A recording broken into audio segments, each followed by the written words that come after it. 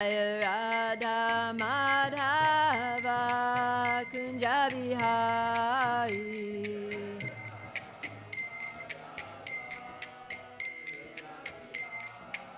Jaya Radha Madhava Kunja Bihari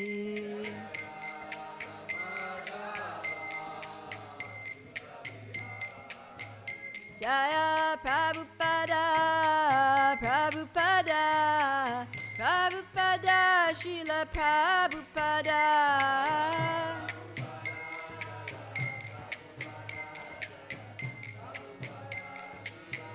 Jaya Jaya Prabhupada Prabhupada Prabhupada Jaya Prabhupada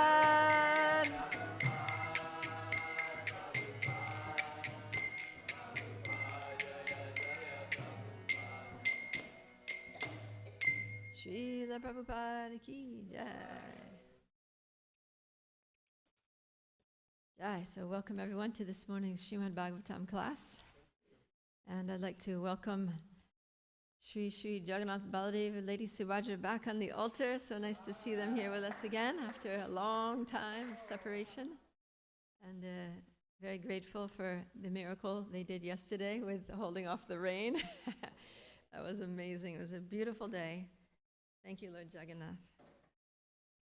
All right, so today we're going to be covering chapter 17 of the 4th canto. This chapter is called Maharaj Prithu Becomes Angry at the Earth. Before we start, let us do our auspicious invocation mantras. Om Namo Bhagavate Vasudevaya. Om Namo Bhagavate Vasudevaya. Om Namo Bhagavate Vasudevaya. Now everyone all together.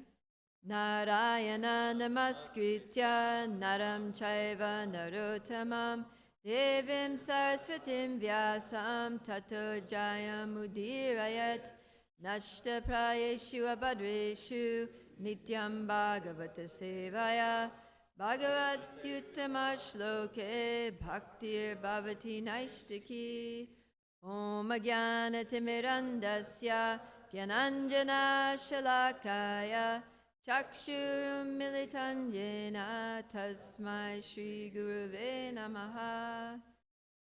So let's turn to the last verse of chapter 17, which is text 36.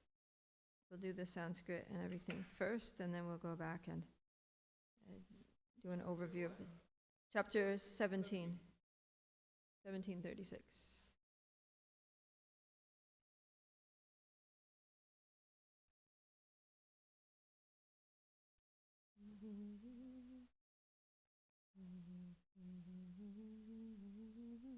Okay, ready? Yes. Nunam janar hitam ishvaranam asmad vidaistad gunasargamayaya Nagyayate mohita chitta vartmabis Tebhyo namavira yashasharebhyaha.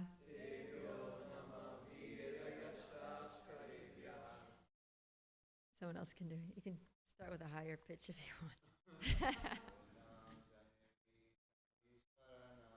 Nunam jana ihitam ishvaranam Asmad vidaistad guna sargamayaya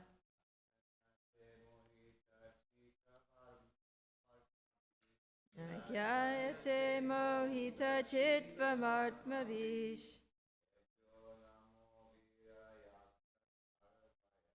Tebhyo namo viraya shashkarebhyaha Nunam jana ihitam ishvaranam asmad vidaistad guna sargamayaya Nagyayate mohita chitmavartmabis Tebyo namo viraya shashkarebhya Nunam jana ihitam ishvaranam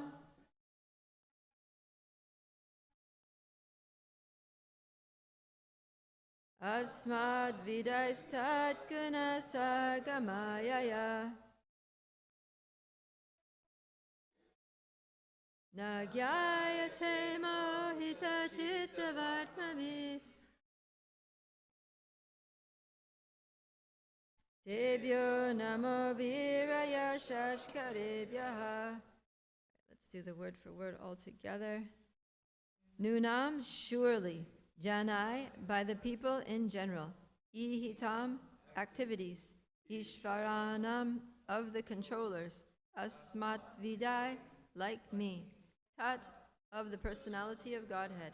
Guna, of the modes of material nature. Sarga, which brings forth creation. Mayaya, by your energy. Na, never. Yayate, are understood. Mohita, bewildered. Chitta, whose minds. Vartmabi, way. Hebya, unto them. Namaha, obeisances. Virayasha karebhya, who brings renown to heroes themselves. Right. Translation and purport by His Divine Grace, A.C. Bhaktivedanta Swami, Srila Prabhupada Ki Jai. My dear Lord, I am also the creation of one of your energies, composed of the three modes of material nature. By the way, this is the earth speaking. Consequently, I am bewildered by your activities. Even the activities of your devotees cannot be understood, and what to speak of your pastimes. Thus, everything appears to be contradictory and wonderful. All right, let's have someone read the first paragraph of the purport, please. Nanda Braja. Oh, grab the mic then. That's okay. The activities of the Supreme Personality of Godhead and His The activities of the Supreme Personality of Godhead and His various forms and incarnations are always uncommon and wonderful. It is not possible for a tiny human being to estimate the purpose and plans of such activities. Therefore, Srila Jiva Goswami has said that unless the Lord's activities are accepted as inconceivable, they cannot be explained. The Lord is eternally existing as Krishna, the Supreme Personality of Godhead, in Goloka Vrindavan. He has also simultaneously expanded himself in innumerable forms, beginning with Lord Rama, Lord Narsimha, Lord Varaha, and all the incarnations coming directly from Sankarsana. Sankarsana is the expansion of Baladeva, and Baladeva is the first manifestation of Krishna. Therefore, all these incarnations are known as Kala. Someone else? Second paragraph.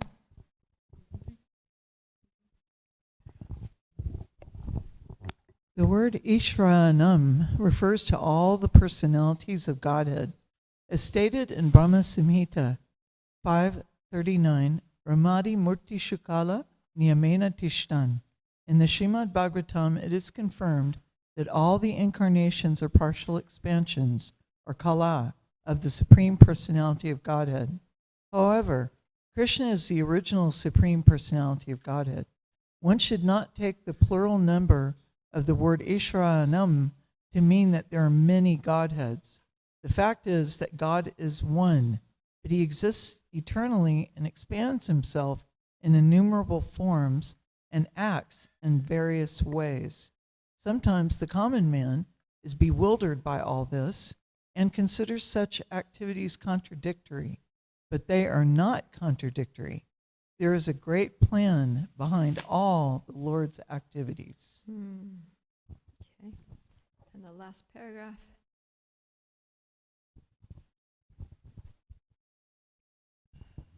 For our understanding, it is sometimes said that the Lord is situated in the heart of the thief, as well as in the heart of the householder, and that the supersoul in the heart of the thief dictates, quote, go and steal things from that particular house. And at the same time, the Lord tells the householder, now be careful of thieves and burglars. These instructions to different persons appear contradictory, yet we should know that the supersoul, the Supreme Personality of Godhead, has some plan, and we should not consider such activities contradictory. The best course is to surrender unto the Supreme Personality of Godhead wholeheartedly, and being protected by Him, remain peaceful. Jai, thank you. Jai. So that's the theme of today's class is have faith in Krishna's plan and be peaceful. Sound like a good thing? All right, so here in this purport, Srila Prabhupada was talking a lot about, and the verse also, Mother Earth is saying, your activities seem so contradictory. And Srila Prabhupada is talking about that, how sometimes the Lord acts in mysterious ways, and we can become bewildered, thinking, what is going on? You know, what is God doing in my life or in the world? Or this seems very contradictory and inconceivable. I just do not understand it. So that's a general thing that we often experience. Now we're going to go look at what the actual pastime that's taking place that causes Mother Earth to make this statement. So what is happening that's contradictory? So in the last chapter, we were hearing all these glories and praises of Maharaj Prithu, his qualities, his pastimes, and the professional reciters. They were not just glorifying his qualities, but also they were predicting all the wonderful things that he would do as the king. So we didn't read all the verses of the last chapter, so I want to flip back to text 22 of chapter 16, where the professional reciters are saying this. They're saying, this king, Maharaj Prithu, the protector of the citizens, is an extraordinary king and is equal to the Prajapati demigods. For the living facility of all citizens, he will milk the earth, which is like a cow. Not only that, but he will level the surface of the earth with the pointed ends of his bow, breaking all the hills exactly as Lord Indra, the heavenly king. Exactly as Lord Indra, the heavenly king, breaks mountains with his powerful thunderbolt. So it's saying here that he's going to milk the earth, who takes the form of a cow. So can you imagine listening to this and, wait a minute, how do you milk the earth? How does the earth become a cow? And what kind of milk does she give? And what is that all about? So that's exactly what Vidura asks. So this is a conversation between Maitreya and Vidura. So Maitreya is narrating, and Vidura, he asked that question. And that precipitates the next chapter. Chapter 17 is all about how Maharaj Prithu comes to milk the earth. And then Wednesday, we're going to find out how Prithu actually milks the earth and what comes out. What kind of milk comes out of the earth in the form of a cow. But now this chapter is about how and why the earth becomes a cow, and it's kind of like a lead up to the milking situation. So, all right, so Maitreya was very happy to answer this question because it's all about the Lord, because Maharaj Prithu is not just an ordinary king, but he's a Shakti Avesh avatar, as we've been talking about. He's an empowered incarnation of the Lord. So devotees are always very happy to talk about the Lord, to talk about pure devotees of the Lord, their pastimes, their qualities. And so Maitreya, he's very happy to answer this question. He's going to answer it at length over multiple chapters. Yeah, and this is characteristic of the Srimad Bhagavatam. Actually, the whole Srimad Bhagavatam is just questions and answers. It starts with the questions of the sages of Naimisharanya, and then that leads to some answers, and then within those answers, something will come up that will spark somebody's curiosity, and they'll be like, wait a minute, can you explain a little bit more about that? And then they answer that question with a whole description of some pastime, some ancient pastime that happened, and then something else will come at, oh, but this, I don't understand this. Can you clarify this? And then another chapter or two of Bhagavatam. So that's how the Bhagavatam, it's a very organic, natural flow of conversation. It's not like a history book where it's all, sequential, or that it all happens in order of what do you call that when things are sequential? Chronological. That's what I was saying. It's not chronological. It kind of jumps all over. Just like if you would ask me about my life or something that happened, I might refer back to some childhood incident, and then I might go to some present day incident, and then I might jump back to something that happened during my marriage, or like that. So it's not a historical narration, but it's about the content. It's about relevant content, and it's very organic. So it's nice. Okay, so what happened was that when Maharaj Prithu became king, he just recently became king after the reign of the horrible King Vena. And at that time, the planet was in a very bad situation. And that's due to, we'll hear tomorrow, Wednesday's class, that the reason that the planet was in such a bad state was because Vena was such a sinful king. And when the leaders are sinful, then the reactions go to the whole kingdom. Everybody suffers under a sinful, impious king or leader. So, and one of the ways that the people suffer is that the earth starts withholding production. That when there's a pious king like Maharaj Yudhisthira or Parikshit Maharaj, then we hear all these descriptions about how the earth was producing so much grain, so much food. There was consistent rainfall. There were no epidemics, no pandemics, like that. But when the leaders are sinful, then all these things happen because it's like a collective karmic reaction that comes back on the whole planet. So after the reign of the really demoniac King Vena, Prithu Maharaj was installed, and he had performed some sacrifices, but the earth was still in this traumatized state of being the kingdom of King Vena, and so the earth wasn't yielding food. And so the citizens, they approached Maharaj Prithu in desperation because they were starving. And let's go to text 10 and 11. We can have somebody read that. Dear King, just as a tree with a fire burning in the hollow of the trunk gradually dries up, we are drying up due to the fire of hunger in our stomachs. You are the protector of surrendered souls, and you have been appointed to give employment to us. Therefore we have all come to you for protection. You are not only a king, but the incarnation of God as well. Indeed, you are the king of all kings. You can give us all kinds of occupational engagements, for you are the master of our livelihood. Therefore, O King of all kings, please arrange to satisfy our hunger by the proper distribution of food grains. Please take care of us, lest we soon die for want of food. Mm-hmm.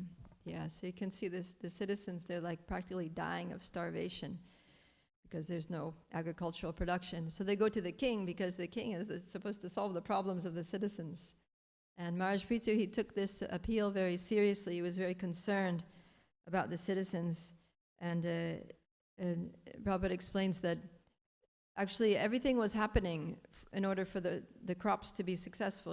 The farmers were plowing the fields, they were fertilizing them, the irrigation was happening, but just nothing was coming. So he thought deeply about the situation, and he understood that, this is the problem, that the earth is withholding. The earth is holding back. She's not happy, and so she's not giving food to the people. So Prithu Maharaj was thinking, well, okay, I get that because Vena was who he was, but now I'm the king, and I'm not a sinful person. I'm a very pious person. In fact, I'm an incarnation of the Lord, and I performed sacrifices, and the earth should be, starting to fork out food to the people now. She needs to reciprocate because it's a different situation, and she needs to respond. So he became angry with the earth for not responding, not being conscious of the new situation and how she needs to adjust to it. So he actually, because his first concern was the people, like he needs to feed the people, it's his responsibility. So he picked up his bow and arrow, and he went out and he drew his arrow, and he was going to shoot the earth. So shoot the earth doesn't mean that he was going to just shoot his arrow into the ground and kill the earth or something. But the earth is also a goddess. There's an earth goddess whose name is Bhumi Devi. Is the personification of the earth. So when Prithumaj drew his bow, then the earth goddess appeared, but she didn't appear in her beautiful celestial form of a goddess. She appeared in the form of a cow. Any guesses as to why she appeared in the form of a cow? Yeah, because of, like a devotee's not going to kill a cow. It's just sinful, right? The whole Vedic culture is like cow protection. So she thought, well, he's not going to kill me. But Prithumaj was so angry. You're going to be very surprised. And this is why she's saying that this is so contradictory. So let's read text 16 to 21. We'll see what happened here. So he picks, even though she took the form of a cow, he's chasing her with his bow and arrow, and he's chasing her all over the universe. So someone can read 16. The cow-shaped earth ran here and there in outer space, between the heavenly planets and the earth. And wherever she ran, the king chased her with his bow and arrows. You just pass it around. Just as man cannot escape cruel hands of death, the cow-shaped earth could not escape the hands of the son of Vena. At length the earth, fearful, her heart aggrieved, turned back in helplessness. Right, so after being chased, she was like, I can't get away from him. He's running faster than me. He's not going to give up, and he's not going to back down. So she just stopped running, and she turned around, and she's just like, whatever she says. Okay, go ahead, Jaishna. Tell us what she says. Addressing the great opulent king as knower of religious principles and shelter of surrendered, she said, "Please save me. You are the protector of all living entities. Now you are situated as the king of this planet." Okay. Next verse. The cow-shaped earth continued to appeal to the king. I am very poor and have not committed any sinful activities. I do not know why you want to kill me. Since you are supposed to be the knower of all religious principles, why are you so envious of me? And why are you so anxious to kill a woman?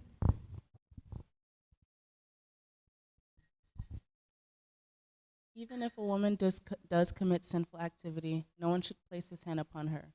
And what to speak of you, dear king, who are so merciful? You are a protector, and you are affectionate to the poor.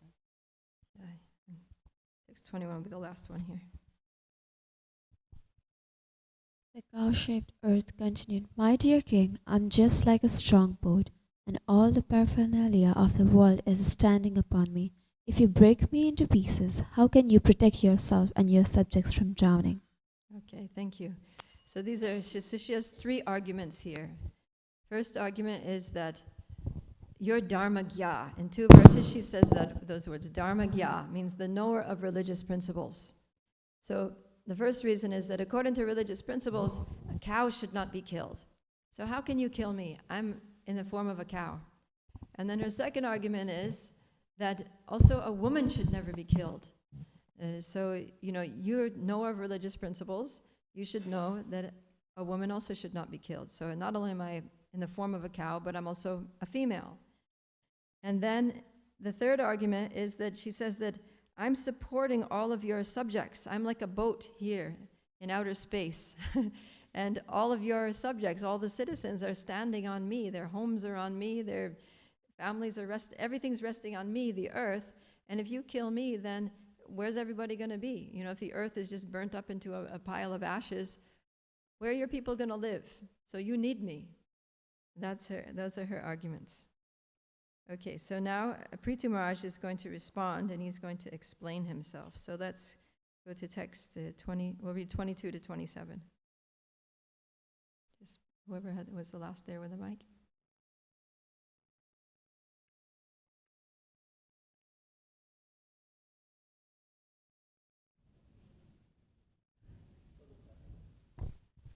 King Prithu replied to the earthly planet, "My dear Earth, you have disobeyed my orders and rulings.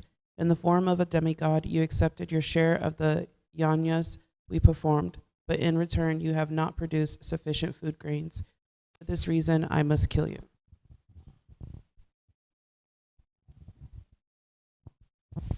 Although you are eating green grass every day, you are not filling your milk bag, so we can utilize your milk. Since you are willfully committing offenses, it cannot be said that you are not punishable due to your assuming the form of a cow.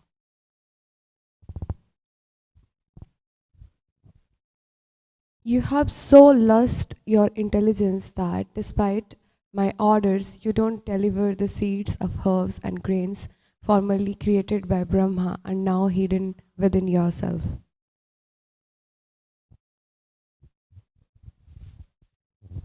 Now, with the help of my arrows, I shall cut you to pieces, and with your flesh satisfy the hunger-stricken citizens who are now crying for want of grains.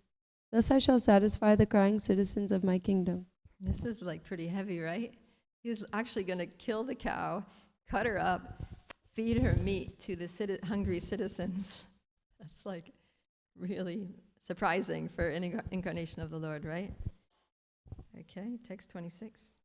Any cruel person, be he a man, woman, or impotent eunuch, who is only interested in his personal maintenance and has no compassion for other living entities, may be killed by the king. Such killing can never be considered actual killing. Okay, last one here.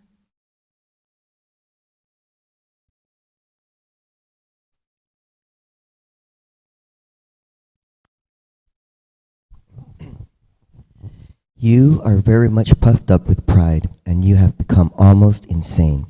Presently, you have assumed the form of a cow by your mystic powers. Nonetheless, I shall cut you into small pieces like grain, and I will uphold the entire population by my personal mystic powers. Haribol, that's some strong talking. Okay, so what, according to Prithu Maharaj, what is the fault of the earth? She's taking and not giving back. Yeah, so that's, and what else?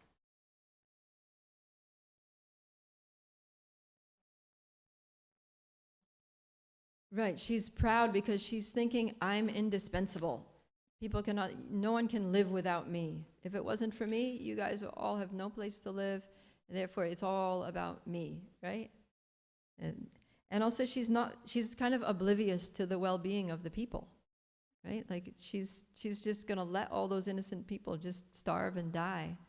So for all these reasons, Maharaj Prithu is very upset with her. And Prabhupada really expands on this point about taking and not giving, that Annabraja so insightfully said. Because in the purport to text 26, Prabhupada writes, that if a citizen within the state, be he a man, woman, or eunuch, is not compassionate upon his fellow men, he or she may be killed by the king, and such killing is never to be considered actual killing. So that's materially speaking. And then he says, as far as the field of spiritual activities is concerned, when a devotee is self-satisfied and does not preach the glories of Krishna, he is not considered a first-class devotee. And then he goes on to say in the end of the purport, even in the material field, if a person is not interested in others' welfare, he should be considered to be condemned by the personality of Godhead or his incarnation like Prithu Maharaj. So this is a strong lesson that we see here, and the earth is setting the example for us to not follow, right? Sometimes in Bhagavatam, we have good examples of what to do, and we also have bad examples of what not to do.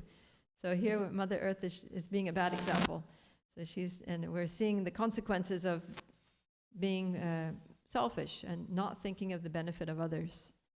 So Prabhupada says that even in the material field, we should be concerned about the welfare of others. We should care about other people and their suffering, try to do whatever we can to relieve the suffering of humanity and animals and the environment and all living beings. And what to speak of spiritually? You know, that spiritually, you know, Bhaktisiddhanta Saraswati Thakur said that the only lack is Krishna consciousness, and that all suffering is due to lack of Krishna consciousness. So if we have Krishna consciousness, we've received, it's because we've received it, right? It's not that on our own power that I'm a devotee and I'm wonderful. It's no, I'm a devotee because I received mercy from devotees. I've received mercy from the Lord. I've received knowledge from self-realized souls. But if I just receive, and don't give, then Prabhupada is saying that such a person is not considered a first-class devotee. So we want to be a first-class devotee, want to please Krishna in a first-class way.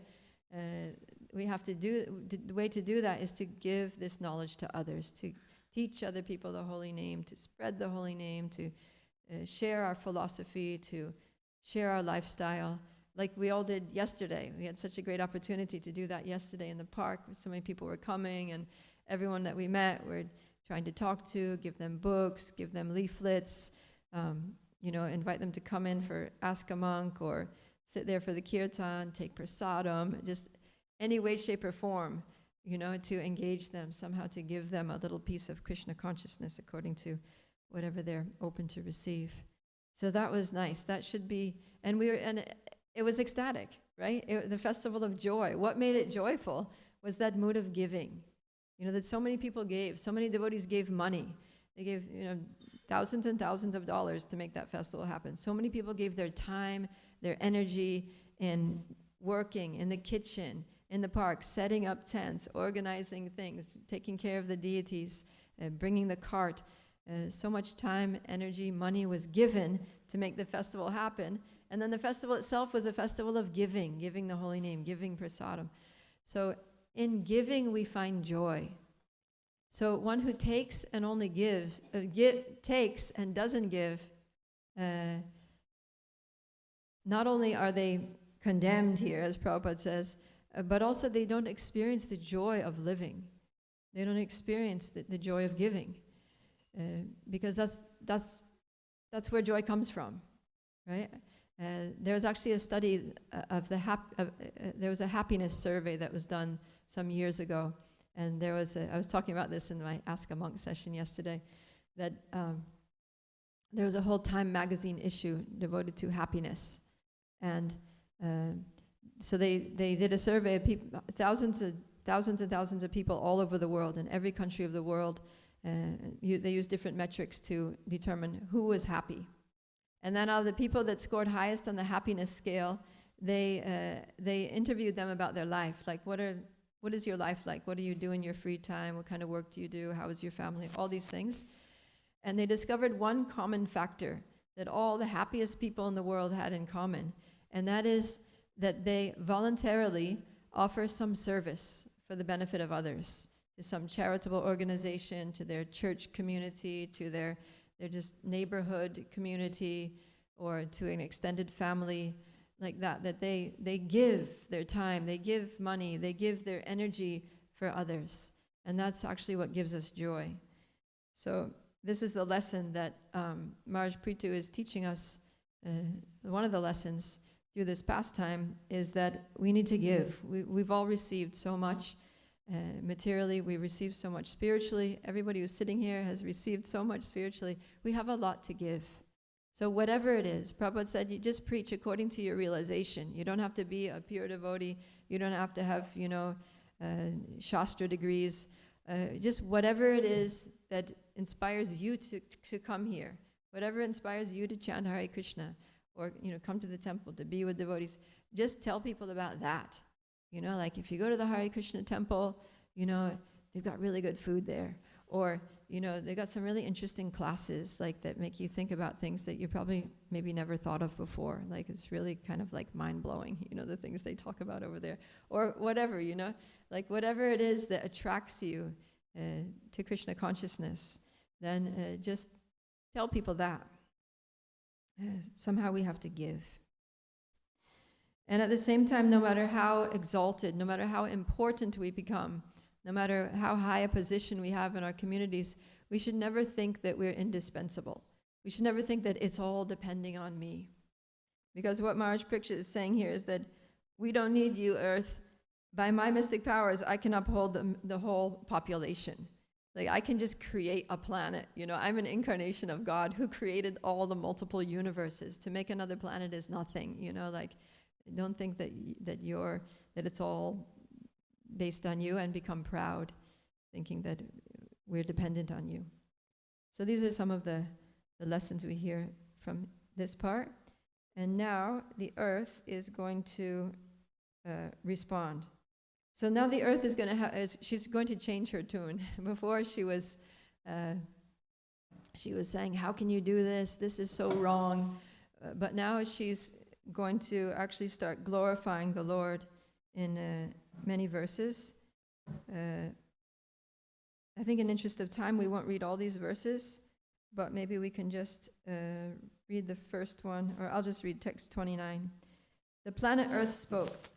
My dear Lord, O Supreme Personality of Godhead, you are transcendental in your position, and by your material energy you have expanded yourself in various forms and species of life through the interactions of the three modes of material nature. Unlike some other masters, you always remain in your transcendental position and are not affected by the material creation, which is subject to different material interactions. Consequently, you are not bewildered by material activities. So, see, now she's glorifying him. You're the Supreme Personality of Godhead. You're the controller of all these things. You're transcendental to the material modes of nature. You're never bewildered by anything that happens in this world. And she's going to go on like that. That you're the creator. Everything comes from you. You're the shelter of everyone. Your energies are inconceivable, like that. But still she's perplexed. She's saying things like, even though you're the fully independent Lord, but now you're standing before me, ready to kill me with weapons. But then you're the only shelter. So who can I go to for shelter except you, although you're the one who seems to be wanting to kill me? And then she continues to ask that you're the supreme protector of religious principles. Why are you so anxious to kill me? So she's finding it all very inconceivable. And that's what leads us up to text 36. Text 33, she's offering her obeisances. You're the Supreme Personality of Godhead, the cause of all causes. I offer my respectful obeisances unto you. And then in text 34, she says something really interesting. She says, my dear Lord, you're always unborn. And then she reminds him. She's saying, this is not your only incarnation. You've come in many incarnations. You have unlimited incarnations. Do you remember one time you came in the form of a boar, Lord Varaha, and I, as the earth, had been thrown down in the Garbhodak ocean, and I was practically drowning in that ocean. I was in great distress, and you came in that form of a boar, and you swooped down, and you went into the water, and you picked me up on your snout. You rested me, you balanced me there, just behind your tusks, and you brought me to safety, and you put me back in my position. So she's showing how this is very contradictory, because in a previous incarnation, you saved my life, you rescued me. And now in this current incarnation, you're wanting to kill me. So I just don't understand. Are you my protector, or are you my, destroyer? So can anyone think of any other pastimes of the Lord where different incarnations where it's very contradictory? What's that? Parashuram? Killing all the Kshatriyas? Okay, how's that contradictory?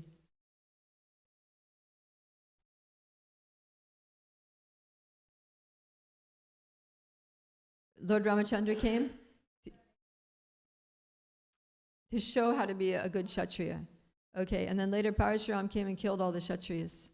Yeah, also Krishna speaks Bhagavad Gita to the saintly kings, right? He says that this supreme science was thus received through the chain of disciplic succession, and the saintly kings understood it in that way. So Krishna, he's very careful to make sure that the kings are religious. But then in another form, he comes and he just kills all the kings. He doesn't speak Bhagavad Gita. He doesn't try to reform. He just, yeah. I was thinking also Lord Ramachandra. when Lord Ramachandra comes, he takes this strict vow, Ekapatni Vrat. I'll accept only one wife. But then when he comes as Krishna, 16,108 wives plus millions of girlfriends on top of that. All the gopis of Vrindavan. So it's like, wait a minute, right?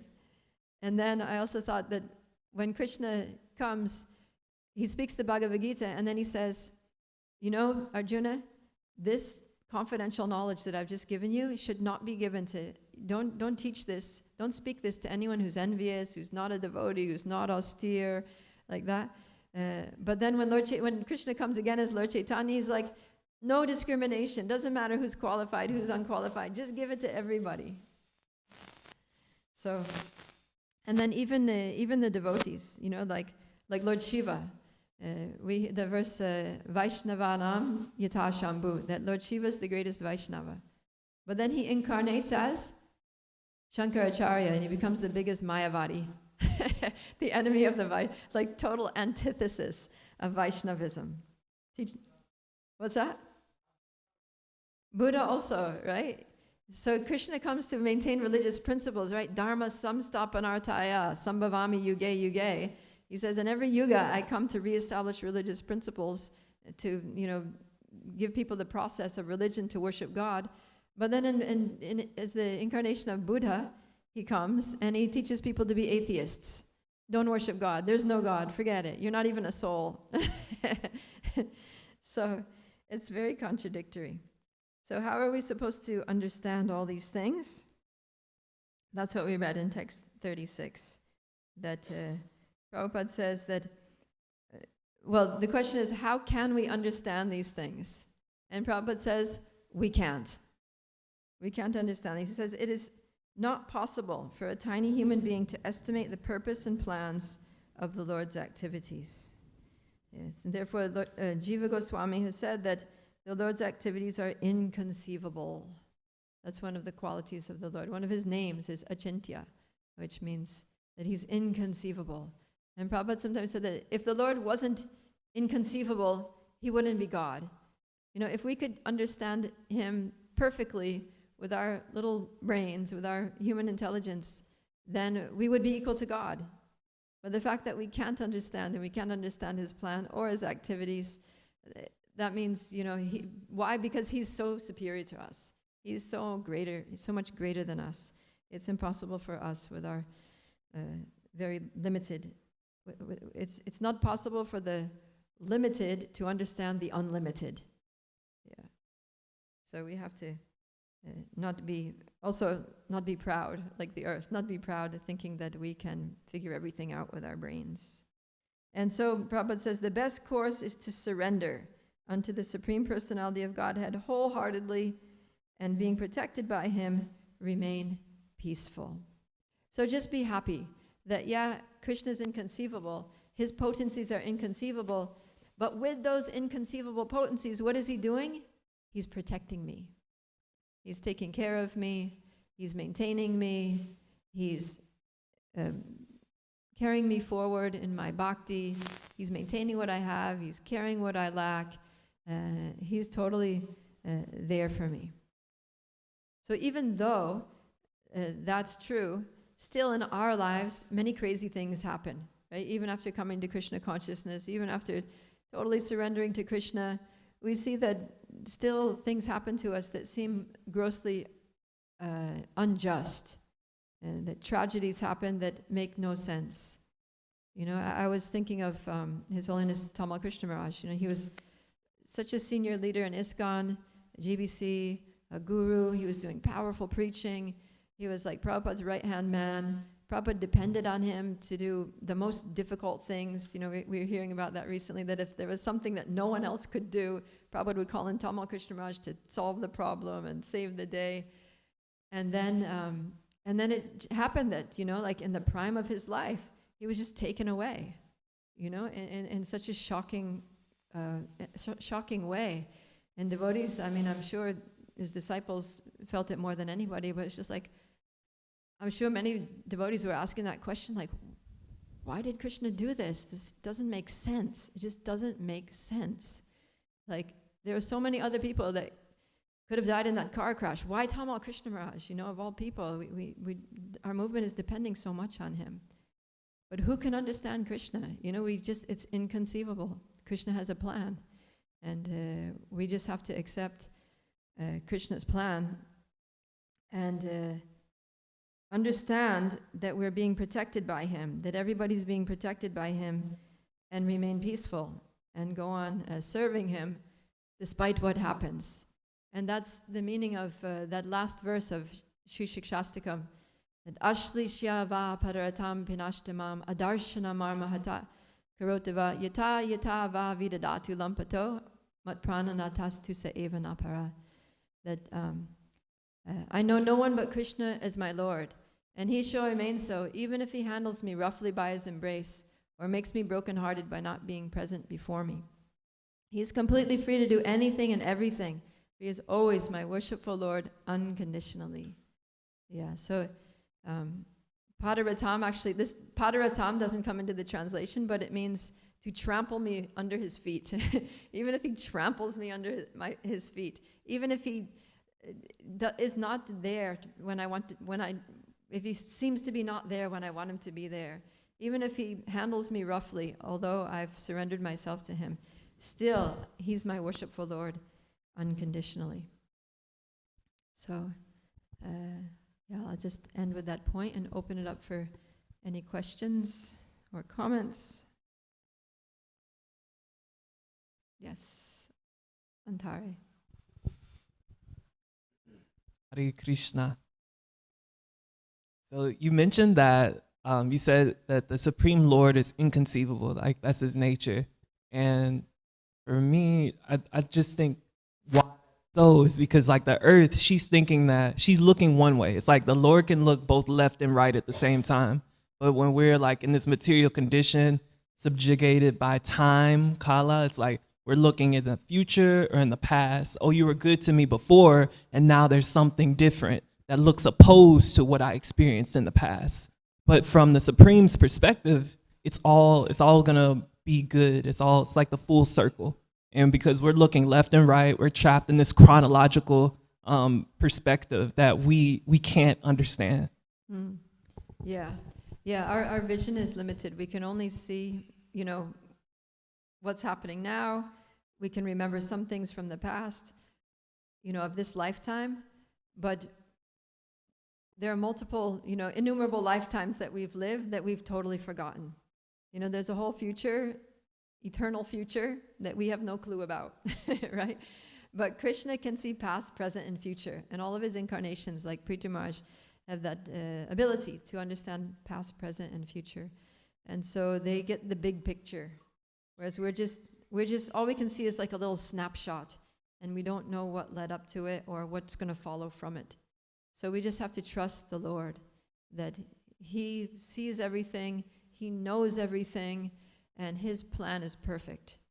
And our understanding is just so small and so minuscule that our best thing is to just trust him. Just trust him. Because if you have very limited information, it's just like you're dealing with some problem. Let's say there's some difficulty in some families having difficulty in their relationships. And then you don't really know the family very well, but you're just visiting them for a few days and you stay with them and they ask you, oh, can you help us? We have this family problem. So you're trying to help solve the problem, but you don't really know much about it. You just know whatever you've observed. But you don't know what led up to it, what all the different personalities, the emotional traumas of everybody, and the karma from previous lives and all this stuff. So you're but how are you going to solve the problem? You might even make things worse by giving advice that's not suitable, right? But somebody who really knows them, who knows everything from the very beginning, from the day that couple met or whatever, then they can sit down with them and go through the situation and give a lot better advice. So like that, when we look at our own lives, we're just seeing, we don't even know who we are. We don't even know what we've done in this world. We're so clueless even about our own lives, what to speak of other people's lives and the broader situation of human society in this world.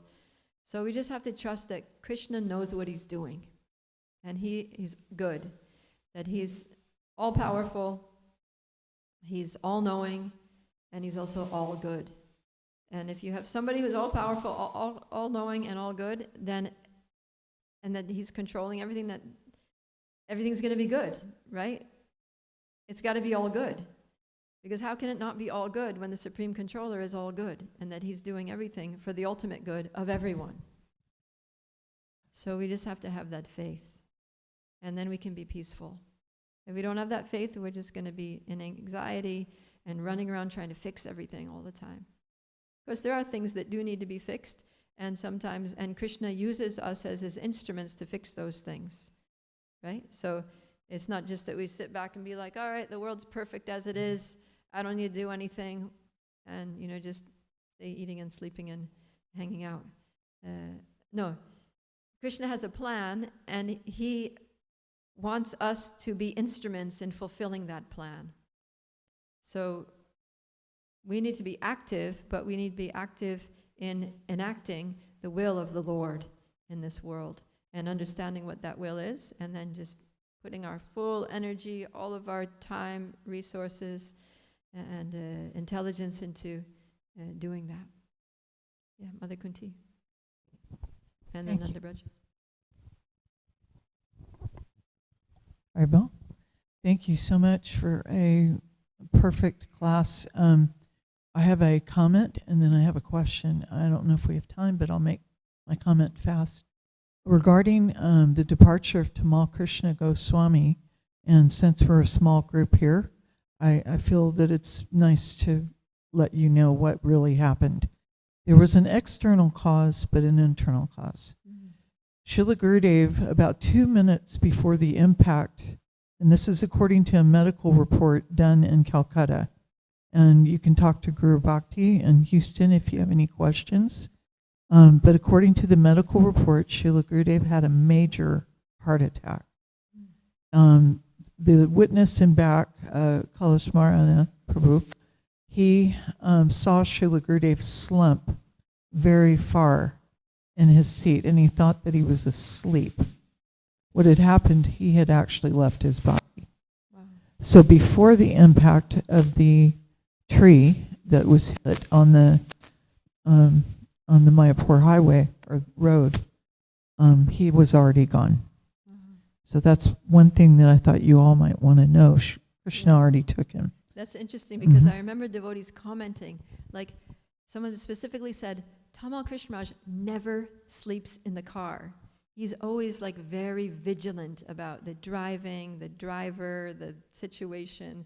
Like he never falls asleep in the car. How could he possibly have fallen asleep in the car? So that explains it. They looked at his blood, the way it was flowing, all the different symptoms were there that he had already had a heart attack. That's why his body had no bruises. Wow. No bruises, no breaks. Interesting. Thank you for that information. Yeah. So the question is that King Prithu is a plenary expansion. Does that mean he's simultaneously Krishna but not Krishna? He's a perfected soul and yet he's Krishna at the same time, or how do we understand that? Yeah, he's a Shakti-Avesha avatar, which means that he came down from the spiritual world. So he's not an ordinary conditioned soul, but he's an expansion of Krishna, but he's partially empowered. So there are some expansions of Krishna that are fully empowered. They have all the powers of Krishna, like Balaram, like Lord Nrsingadev, like Lord Ramachandra, Lord Chaitanya, like that they are fully empowered expansions of Krishna. Of course, Lord Chaitanya is not an expansion, he is Krishna. So he's a little different. But then there are other incarnations who are the Lord, but they're invested only with those potencies that they need to fulfill a particular function for which they're sent to this world. So Prithu Maharaj was one of those. Yeah, empowered. Yeah, then there are Vishnu Tattva incarnations who are in the category of God, and then there are Jiva Tattva Shakti. So Jiva Tattva expansions who are, Shakti Avesha avatars, like that, yeah. Nandabraj had his hand up. Okay. It is 8:32, so Oh. we've got to. We can talk at breakfast. Let's wrap it up, because I know the Houston devotees, did they already go? Houston devotees, no, they're here. The Houston devotees need to go. Let me just take his question because he's visiting. We won't have a chance to talk later. Angel, right? Hi, Hare Krishna. Thank you for an excellent class. All glories to your guru.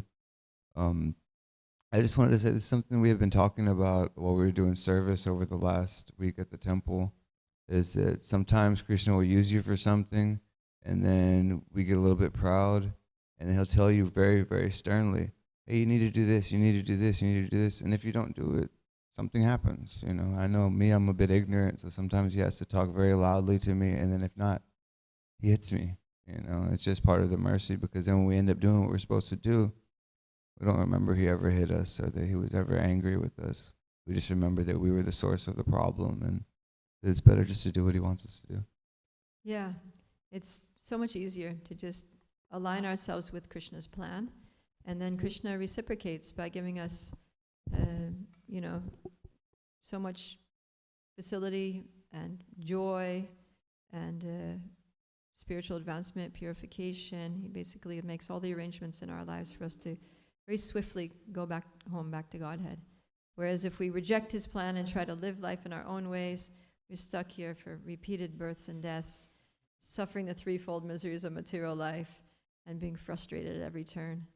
So even though a life in Krishna consciousness can sometimes be bewildering, it's simultaneously blissful. It's the best life. So, Jai. Grantaraj Srimad Bhagavatam ki Jai. Srila Prabhupada ki Jai. Gaura Premanandi.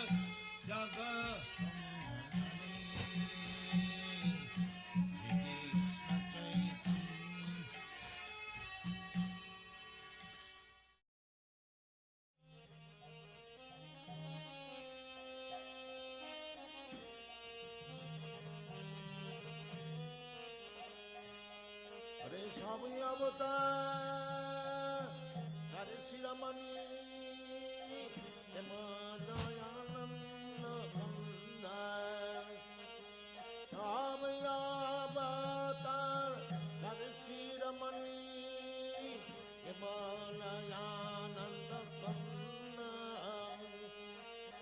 परम करुणा बहुदुई जना निताई गौर चंद्र परम करुणा बहुदुई जना निताई गौर चंद्र सब अवतार सारे शिरोमणि सब अवतार सारे शिरोमणि केवल आनंद कंद सब अवतार सारे शिरोमणि केवल आनंद कंद परम करुणा बहुदुई जना निताई गौर चंद्र तमयाप तरेर शिरोमणि तमयाम तरेर शिरोमणि निताई गौर चंद्रयामा तमयापकारे श्रीरामणि निताई गौर चंद्रयापकारे श्रीरामणि परम करुणा बहुदुई जना निताई गौर चंद्र